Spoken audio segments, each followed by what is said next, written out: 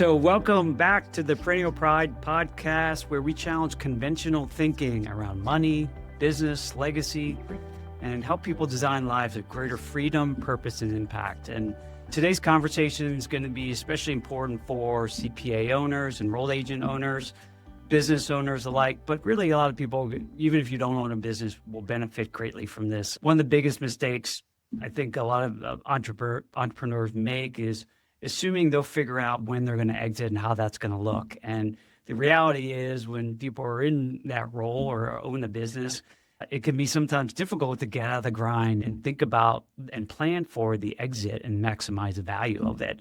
And so that may unfortunately happen without their sort of input to it.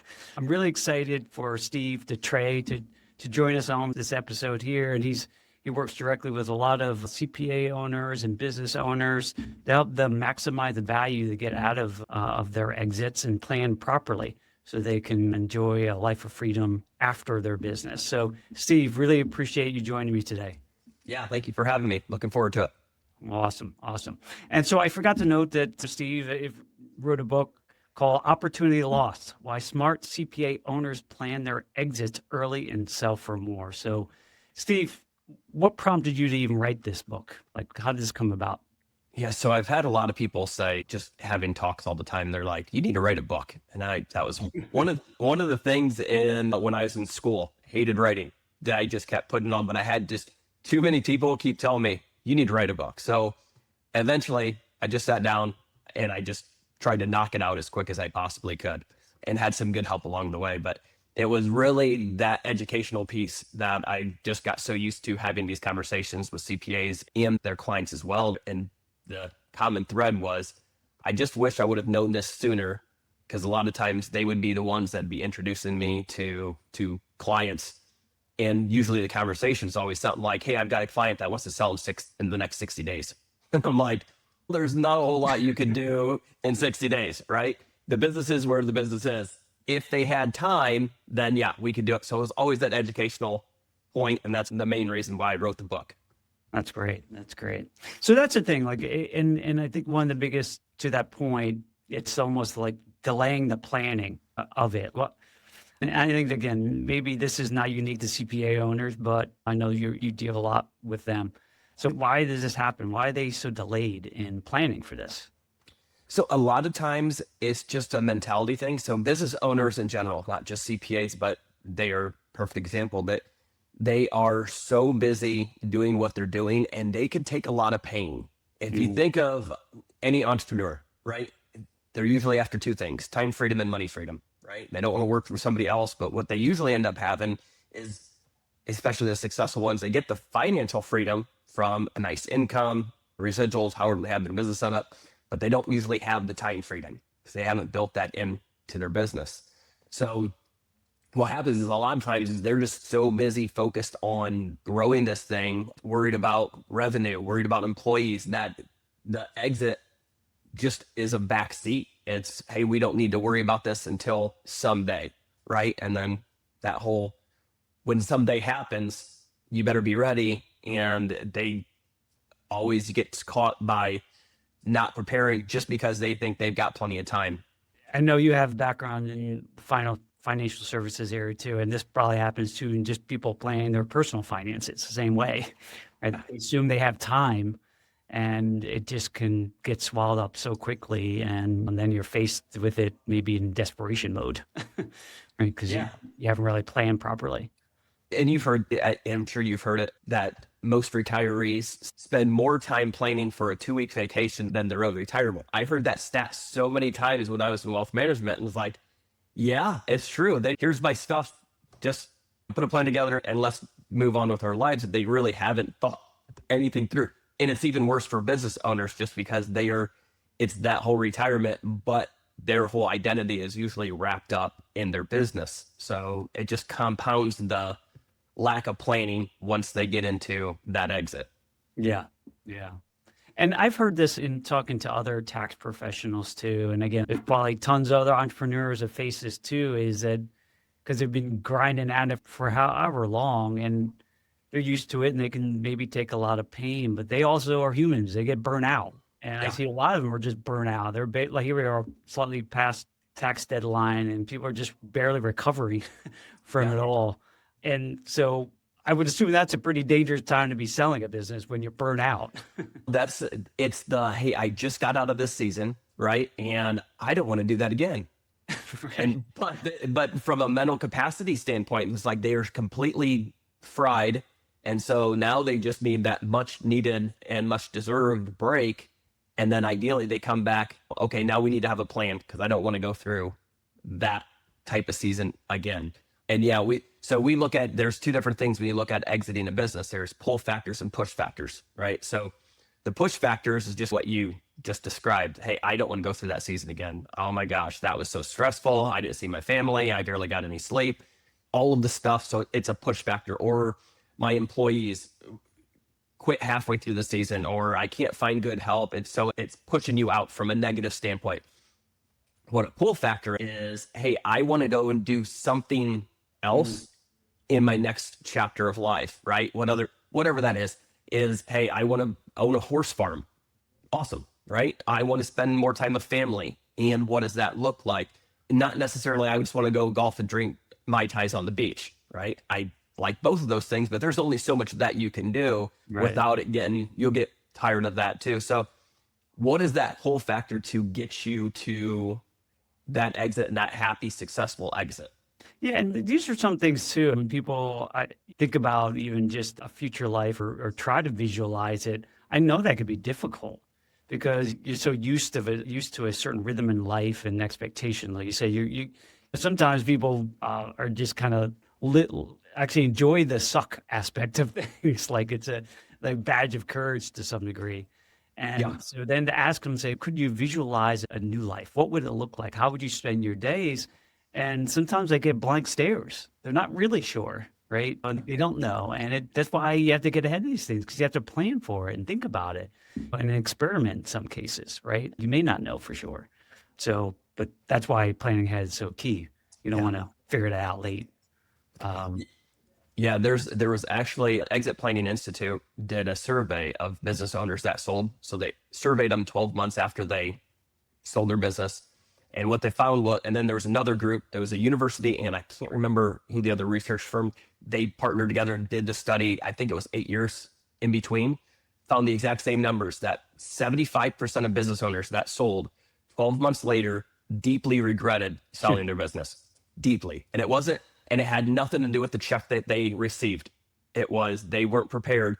And you've had these conversations. And so business owner or retiree or anybody in between, if you don't know what that next phase of life is, even because you don't even know how to visualize or how to go through the process of what does that look like, you're flying blind. So you're almost guaranteed an unhappy exit or retirement because you didn't put the work in to do that. And we start there with our clients is, hey, personally, where do we want to end up? Because we can reverse engineer everything from that point.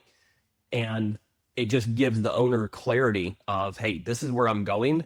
It helps even us and the owners to filter all decisions from that place going, okay, here's what I'd like to do. Maybe it's 5 years, maybe it's a year. Here's the process. Here's what I'm going to do. Great. Now we know, hey, do we look at this marketing system or do we focus on sales or do we focus on team culture? Depending on what that is it's a black and white. We need culture, or just the opposite. We might need marketing. So it's so overlooked. And just because a lot of people think we sit around a campfire singing Kumbaya and talk about our feelings, but there's so much more to it than that. It is really that important. And to your point, it gets into the alignment and clarity around things, right? If you have to make decisions, you have the direction where you're trying to head to, the goal you're trying to reach, and it makes it easy, at least a much more transparent connection point, right? Yeah. And what to guide you to make better decisions. We can easily start going down paths and shiny objects, all these sorts of things. But what guides you? Why are you doing this? I think that's so clear. It's so important. It's just so helpful. So the thing about exits too is that, and you correct me on the percentage or roughly, like they see somewhere that say half of the exits are done involuntarily. They just happen. It wasn't something you proactive. Here we're talking about trying to proactively do it, plan it, everything works out, hopefully. But a lot of things are out of our control. And why are they so common? Like some of these forced exits. And you're 100% right. It's 50% of exits are forced, and they're usually by the 5 Ds. As if you look at exit planning, the 5 Ds are death, divorce, disability, disagreement, and distress. So obviously, if an owner passes away, there's going to be a transition somewhere. Divorce is another common one. You get divorced, a lot of times, most of your assets are in the business. Usually represents roughly on average, about 80% of your net worth is wrapped up in the business. When you get divorced, unless you want to be co-owners, which most divorced people don't, right? We need to sell this thing. And then obviously disagreement with partners, distress. Think of COVID. How many businesses were like, same thing we talked about CPAs, just going through just a tax season. I don't want to do that again. COVID shined the light on a lot of business owners going, I don't even want to give this to my kids because that was pure hell. And I don't want to go through it again. Right. I can't imagine giving this to my kids and having them go through it. So it makes people rethink. So it's the 5 Ds that none of us are promised tomorrow.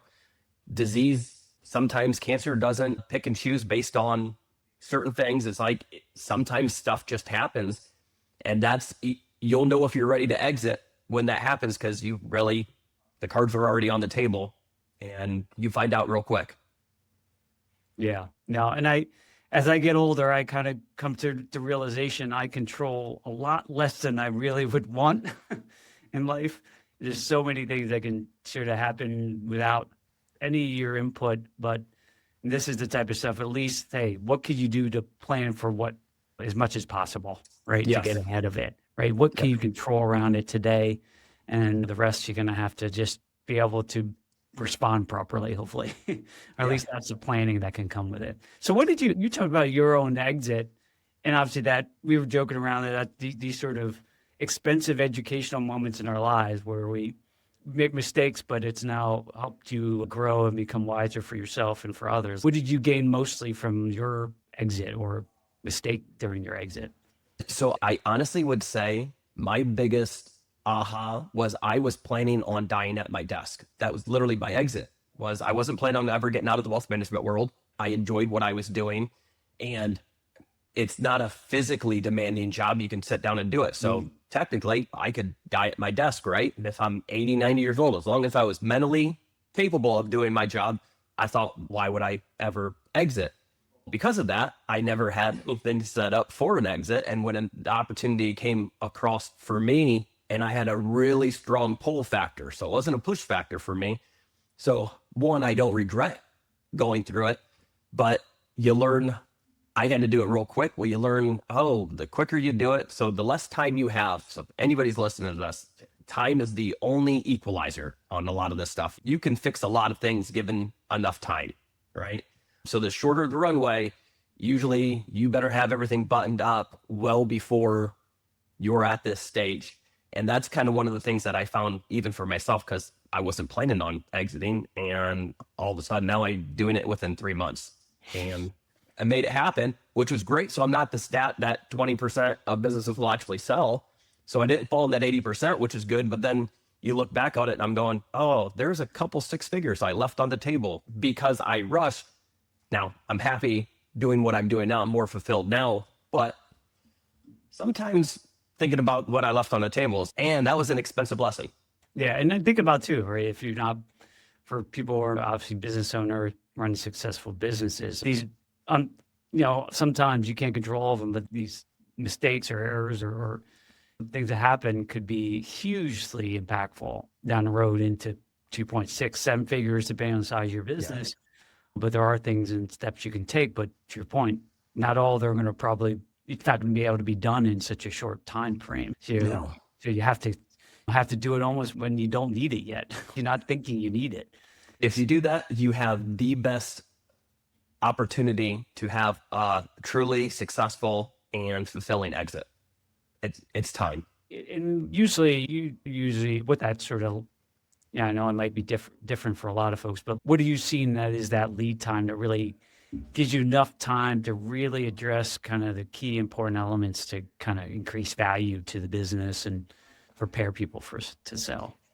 Yeah. So I always say, if you want the 100% best answer, it is you start with your exit in mind when you start your business. What is this thing supposed to be? Because if you can design it right from the beginning, then you don't get into the trap of you are the business and you don't have the time freedom and you don't have an asset, you have a job, right? You have a high paying job. Once we're already past that stage, and it's 2 years, is I always tell people 2 years is usually minimum. Okay. Usually you can get things done in 18 months, but you better have a lot of bandwidth. You better have key people already in place that they can take a bunch of stuff off your plate, because there's a lot to get done. And this is where a lot of people don't realize, and the reason 80% don't sell, there's a lot of businesses that are sellable, but the owners feel that the business is worth more than what it really is. And due diligence and all the other stuff that comes into the value, when that's all brought to light, the buyers are going to just start dinging you on things. So there's a lot to get in line. 5 years, I would actually say 6 years would be like ideal, 6 to 7 years. Now, the reason being is because there's some strategies, as long as there's a bunch of criteria, but there's some strategies per the IRS code that will allow us to pretty much get away with not even paying capital gains tax. Right? That's 20+% that's saving you, but you need 5 years minimum. And you got to prep for that as well. So you need 6 years. There's a couple other ones, same thing. If you had the time, then that just saved you however many in the 7 figures, right? Depending on your business, just in tax savings. And so the other thing to look at from a timing standpoint is, depending, again, we need to know where you're trying to end up going. And if it's, I need the biggest check, that might be PE, private equity, something like that. If private equity is who you're looking to sell for, they almost always, depending on what you're in the CPA world or the accounting world, you are almost guaranteed to have an earnout, meaning they will buy your business and it'll take them a couple of years. And then you're also expected to stay on for between usually 1 and 5 years. So even though you're no longer the owner, you're still running your business just like you were before. So your exit's not for, I always tell people, your exit's not for usually 5 to 7 years. So if you really want to be out at 67, you better have everything in place and find a buyer by 60, because that's when you're going to fully realize your exit. Yeah, because the likelihood is you're not going to be able to close a deal, drop the mic, and walk off the stage. And if you do, like I did, you're going to leave a lot of money on the table if you can do it. And yes, and if that's okay, there's a lot of a really quick exit. There's a lot of things that get missed. We'll put it that way, that you just overlook. Employees, customers, the money you receive, whether you need it or you don't. That's, like I said, time is the best. If you can start planning this 7 years out, 10 years out, can't guarantee, but you can almost guarantee you have the best chance of having a happy exit. Yeah. So thinking about that too, because obviously, like you said, for some folks, this is their biggest asset, an asset on their books they're planning to use to monetize, to maybe retire or go transition to whatever else interests them. But there's probably a lot here, but what are some of the big drivers of valuation for a CPA firm specifically?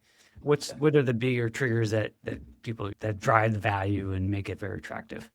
Yeah. So the biggest for any kind of service-based industry, and CPAs, accounting firms, they're definitely in this. So the biggest one, or the biggest negative that I think it blindsides a lot of owners, whether that's CPA owners or pretty much any owner, they almost take a pride in the phone rings, they want to talk to me, being the owner, right?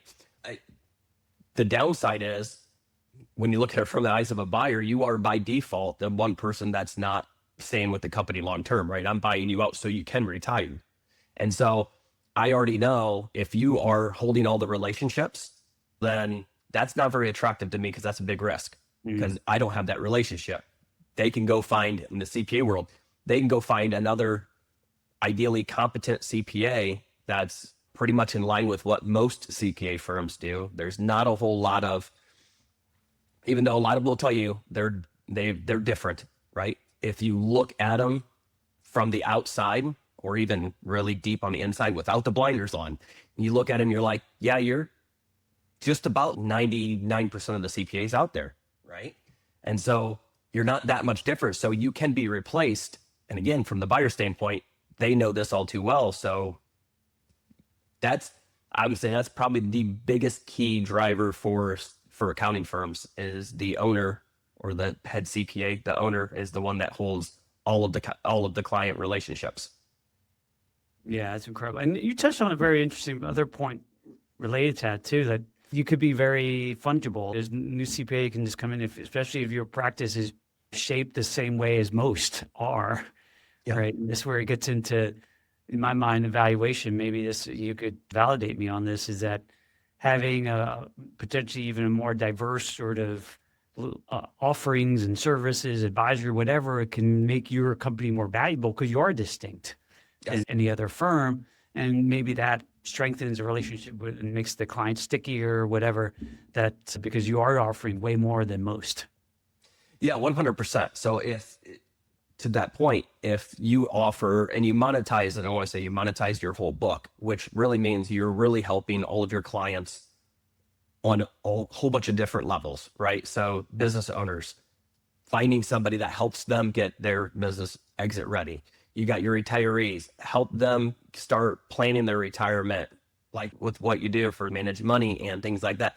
So you start looking at all that. Anything that you can do legally and ethically, right? Anything that you could do to help your clients, it's just beneficial to your clients because they don't have to go and interview 10 different professionals for 10 different things. That's all under one house. The other thing is, you mentioned they're a lot stickier because that's what they want anyway, and they expect it. And it also gives you more time to be able to focus on being more proactive, where a lot of CPAs say, yeah, we do proactive tax planning. But I'm going to be honest, I've seen a lot of CPA firms, and 90+% of them are picking and choosing who they're being proactive to just because the squeaky wheel gets the grease, right? So it's, oh, I know this person's been hounded me. They really want to focus on this. But John and Deb down the road, they don't really say anything. So I'm just going to try and knock out their tax return and help with their books. That's it, because I don't have time. Again, because you're the business. You have it set it up the right way to where you have time to obviously be very proactive and be able to do all of this other stuff. That's super attractive to a buyer. So anything you look at from a valuation, what's your value? I always tell business owners, it's like, it doesn't really matter what you think. You're not the one writing a check for your business, right? And the only one that matters and cares about, or their opinion is the only one that matters, is the buyer. So whatever the buyer is willing to write a check for is the only one that matters. So you got to come at it from the eyes of a buyer. What's a buyer going to look for? Yeah. And always the simplest analogy of all this stuff to me is just owning your home and getting it ready to sell. You have to think, obviously, you have, as the owner of that, you have some emotional connection. You know everything about it. There's this feeling of what it should be valued at, and it may cloud reality. But to your point, if you can objectively look at it like you described, Steve, is take it from the eyes of someone who's going to scrutinize the heck out of this thing, right? And realistic. And I love that analogy, the house. I use it as well. So a lot of owners think selling their business is going to be on the same line as selling a house. Obviously, it's a bigger asset. Usually there's financing involved, all that good stuff. You got somebody that's going to come in and do an inspection, all of that. And you could usually get a house sold within anymore. You can get it sold within less than 30 days, right? Start to finish. And they think selling a business is going to be really on par with selling a house, that they're just going to find a buyer, and the buyer due diligence is going to be super easy. They're going to get their check and they're going to write off to the sunset. That's why I get the calls, hey, he wants to sell or she wants to sell in the next 60 days. I'm like, good luck. A business is so much more complicated than a house. You know what I mean? There's so many other things that comps and things like that. You don't get that with a business. So we do one thing for owners, and it's basically another starting process for us. And I literally ask in our software, 150 non-financial questions about the business. And when I'm going through all these questions, it takes about an hour and a half just for me to interview the owner. When I'm asking all these questions, I've never had anybody have 100% answers to everything. And I've just about 100% now have, anytime I go through that, I always get, do you really need to know that? Or is that really important? Depending on the buyer, they're going to probably ask this and more. So it's a very eye-opening, oh my gosh, I've got a lot of ducks to get in a row, because you don't even think about that. A sophisticated buyer is going to ask all of that because they're going to want to know what I'm buying, and they're buying risk. They're buying your cash flow. With that, you mentioned that the owner independence is a challenge. What are maybe one or two other really hidden sort of value killers that maybe most CPAs and enroll agent owners maybe are missing or not even thinking about? Yeah. Again, I would say, how different is your business than any other business, right? And if we do proactive tax planning, here's what I get all the time, which always makes me chuckle. And we are great at customer service. And I hear almost every time, like, that's one of the things that most CPA firms pride themselves on. And in the back of my mind, sometimes I actually say this out loud, but in the back of my mind, I'm going, that's not really a differentiator. If you don't offer good customer service, you're not going to be employed anymore. They're going to fire you and find another accounting firm. There was a stat that I read that 74% of business owners are open to working with a new CPA. And what that stat tells me is, even though most CPAs are very capable of doing proactive planning or actual help in their situation, even if that's introducing them to some kind of partner or some group or network that the owner can get the help they need, if they're not at that level, basically 3 out of 4 business owners in your book of business are willing to leave you right now if somebody else could come alongside and say, yeah, we'll just do this and this. Oh, I don't get that from my CPA. And that's it. I think it's easy to kind of, especially when you're constantly in the sort of, I call it doer mode, execution mode, and you're having to think through as a business owner and working on the business type of concept, right? That, hey, how could I differentiate? That takes some time, energy to pivot and add those things. But if you don't, then you will look like the same to everyone. And to your point, if someone's going to introduce something new to them, and they're going to like, why wouldn't my guy or girl share that with me? And then the worst situation to get yourself into is when you have a client that comes to you and say that you're just educated from another CPA on something that you actually can do, but you just haven't got around to it to that client because you've been so busy, right? I've had those conversations with owners. They say, hey, have you looked at this? And they're like, I've never heard of that. So I'll explain, like a specialized tax credit. I don't do them. I've got people in my network that do them. I'm like, that you would be an ideal candidate. And then we do like an audit and they take it back to their CPA and it almost starts a fight. Why did you not tell me about this? Oh, I didn't even, how do you answer it? I didn't even think about it. But yeah, we could take care of it. How much money have you left on the table for all those years? And again, I will say it literally is going to boil down to most CPAs. They are so busy because they haven't built a process in order to educate their clients on a good procedure on getting information, getting their questions asked, all of that, the meetings.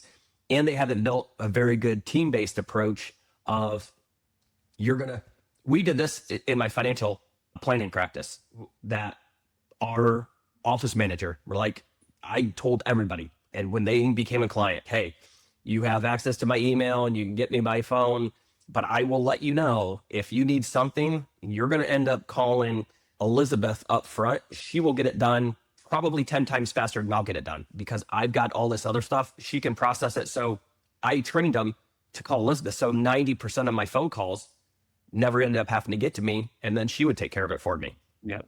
Most CPAs don't run their business like that. They just wait and the client, they request information that comes back to them, and they wonder why they're so dog tired at the end of just the normal tax season, and then they get ready to go back into another one. So it's that type of thing that really makes a difference to a buyer when it's run like a business, not like a job. Yeah, because the last thing a buyer would want to walk into is a horrible situation like that. Yeah. And the funny thing is, if you think about it, I've been saying this for years, but exit planning is just good business planning. think about it from the eyes of a buyer. If the CPA was able to have a team under them and they had processes in place that they don't have to answer every question, that the relationships are divvied up, if you will, and the CPA can focus on doing what they love to do and make more money, great. That's a good position to be in for a buyer. But think about yourself as the owner of that CPA firm. Wouldn't that sound like a lot better Monday through Friday, 9 to 5, where you Right. can actually focus on what you're wanting to do, make Right. a bigger impact, but you got time freedom. You don't have to sell then. Okay. And we have that all the time. People come to us saying that we want to sell within the next 2 to 3 years. And we put all these in place to make it an actual asset that somebody would want to buy. And they're like, oh my gosh, this is fun again. I don't want to sell. Great. You don't have to. You're set up. If one of the 5Ds happen, you're set up. Yeah. You're in a good position. We took the risk away. And if an offer comes across the table that it's too sweet to turn down, great. You're already set up for that. But you're not stressed out going, I can't stand another tax season, because you've got it set up to where you have that balance, where a lot of CPAs don't have balance, work-life balance. Yeah, it reminds you of that adage of luck and where preparation meets opportunity. And I find that happening more and more in life when people are prepared and they're not looking for it right away, but it happens because they have thought through it. They've put the things in place and opportunities seem to fall in them. So these guys are just so lucky. And I said, but you don't see the work they put in behind the scenes to get it prepared and do all the hard work and little things that matter. And so I feel like this is somewhere in the same vein, because it does take energy, 5-7 years. It's like a lot of effort, right, to do that, but it could have massive impact, right? Yes. With massive value. Yeah. And I also look at it from another angle of what happens if you get hit by the proverbial bus, right? Because none of us are promised tomorrow. So if that is the case and 80% of your net worth was in this asset, now you owned all those client relationships, nobody's going to buy it. It would be a fire sale, like next to nothing. And it would probably be an earn out. So you're not going to, and nobody's going to be there. So your family that could have gotten a nice windfall of something that you sacrificed. And think about it, a lot of CPAs, a lot of business owners, they miss ball games. They miss their kids' dinners with the family, vacations. They're constantly working in a lot of hours. You sacrificed all that for usually something in the future, that there's a payoff of something in the future. And if you're not prepared and you get hit one of those 5Ds, then what was really all of that 80-hour work weeks worth? Value can just disappear very quickly. 100%. So let me shift gears to this kind of last topic, which I think is, to me, a very meaningful part, because it hits on, say they want to exit and kind of whatever, retire or transition, whatever you want to call it.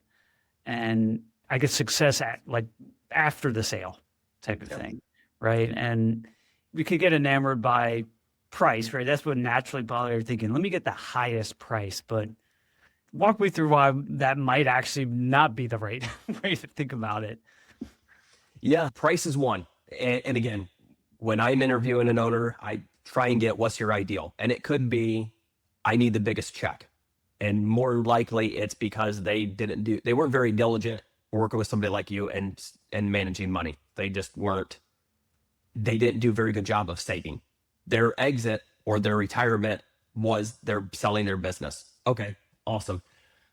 The downside though, if you're just looking for, let's say a strategic buyer is going to pay you the biggest multiple, right? Because they're buying you for a reason. So you have to be aligned. Your business has to be aligned with what they're trying to do, whether it's market share or whether it's you have some IP, intellectual property that would allow them to sell even more of their stuff, and just buying you just gets you off the market. There's multiple reasons why a strategic buyer will do that. And then, or private equity, right? And I'm sure we've all heard the stories of some bad private equity companies, or it's not really bad. It's just their business model is to come in and dismantle just about everything, absorb it into their ecosystem, or change everything, flip it in 5 to 7 years, right? That's just their business model. So if your employees mean more to you than the biggest check, right? Awesome. Okay, then there's going to be a strategy that we're going to have to do to build this, that it's going to mean a different exit for you, that you'll be happier. If it's your community, right? Or your customers, and you're worried about private equity or somebody else coming in, a corporation coming in, buying you out, and then completely undo your legacy. So we always look at it from, here's all of the options that we look at from an exit standpoint. Here's the pros and cons of everything. What stands out to you the most? What's more important to you? Again, no judgment from me. I just need to know, okay, then yeah, we can make a path to that. And that goes back to the clarity component of it, right? Because if we're doing all this stuff, preparing and helping someone exit and plan ahead, right? Knowing all those components, what's really driving and motivating you, and what give you the most feeling of success from this, right? And you got to know that, so you can line up all the deal and structure and plan to match, right? It seems so simple in that way. Yeah. But if you don't know that, then to your point, I might just trying to get the highest thing, and that was maybe third, fourth on the list. And you damaged all these other things that really were meaningful. Yeah, and they blindside you because you don't know what you don't know, right? That's why they're called blind spots, right? And so and I've heard so many podcasts, obviously it's what I do for exit planning, but business owners that were interviewed. So I've heard so many of them, and to tell them their story. And I've heard quite a few of them that they got a great check, but what caught them off guard was they didn't think about what the company, whoever was buying them out, was going to do to their firm. And they were running into past employees of their firm or customers, and they see them at the grocery store, and they come to them like, oh my gosh, we're miserable, we hate this, and they're venting to them. And so now they're more miserable because of the blind side. I wasn't expecting them to, I was just assuming, right? I was assuming that they were going to run the company just like I did. It was a blind spot. You didn't think about it, but you got a bigger check. And then a lot of them were going, yeah, I would have given half of that back in order not to have those conversations out in my community now. Incredible. So Steve, this has been tremendous. You have such a wealth of information on this and experience, and hopefully for those listening, it's at least giving you some food for thought as you kind of explore this for your own business. And so Steve, what should they do next? What's the first step that they can take around this? Because it may feel like a daunting sort of thing to tackle, but what may be one first step that they can take here? Yeah, good question. So I always say you can't find out where you're going until you know where you are right now, right? So I would say just do assessments on your business right now, personally, where you are personally right now, and your business right now. And then I always like to have people do a wealth gap as well. Wealth gap analysis just tells them, hey, from an ideal, and again, we don't do retirement planning, but from an ideal world, if I need to have X amount in retirement income, okay, and then we just reverse engineer what that figure would be. And then, okay, I've got X amount saved, and then I've got a business. Now I know I need to sell my business for Y. Perfect. Now that's at least gives you some target numbers to start shooting for. You could find out that, oh, I'm actually past what I actually need, which means now you're risk on. So every day you don't do something about that, your business could actually go down in value. And then now you have to keep working. So I always tell everybody, if nothing else, you just find out where you stand right now. There's a number of assessments. We've got them on our website. You can do the assessment and it'll tell you, hey, here's where you are personally, here's the wealth gap, and here's where your business stands as well. And gives you, here's some opportunities that just start fixing those. Yeah. And this is the type of thing. And so key is just to your point, be realistic and know where you are. So, and some of them may not be where you want them to be. And that goes with our own personal financial life. You have to face these things. Then at least you know what you're playing with. And if you know where you're going, you can just take some actually good logical steps to move forward, or get help, or from experts or advisors, whatever, to help you move forward with it. And for those who are really interested, I would highly encourage you to grab Steve's book. I read it. It's great. Opportunity Lost. I always think of opportunity cost, whatever, but there's a connection. Opportunity Lost. And get that in spots, and certainly check out Steve's the Freedom Path website and such, because there's a lot of great resources on that. So I really appreciate it, Steve, for you sharing. I think hopefully people will get a sense of some of this stuff isn't going to happen by accident. It takes design and effort, and sometimes help. But the first step is to recognize that a future you want to design is worth it, and worth it for yourself and your family, and to put the energy in it. But you got to start somewhere. So hopefully this was the first starting point of it, learning and absorbing some of these things, and start down the road of exploring some of the resources that are out there to take the next step. So Steve, appreciate your time, man. Yeah, thank you so much, Tom. Thanks for joining me on this episode today. I really am grateful for you as listeners to the Perennial Pride podcast. I hope you're getting some tremendous value out of it and hopefully pushing you along your journey to financial freedom. I put this podcast together really to help you get more educated around your finances so that you feel empowered to live the life that you really want. And if you like the content that you heard today or watched, then I would encourage you to go to my website, perennialpride.com. There's tons of other content there. And you can access my book, Wealth Beyond the Numbers. You can buy it there on my website. It's a aggregation of a lot of great tips and tools I've learned to not only build my wealth in my accounts, but build wealth in my life and abundance and joy, and something that has a lot of my experiences in the journey that I've been on personally. Hopefully that can be also of value to you as you sort of move forward. So thanks again for being a Perennial Pride listener, and we'll see you on the next episode.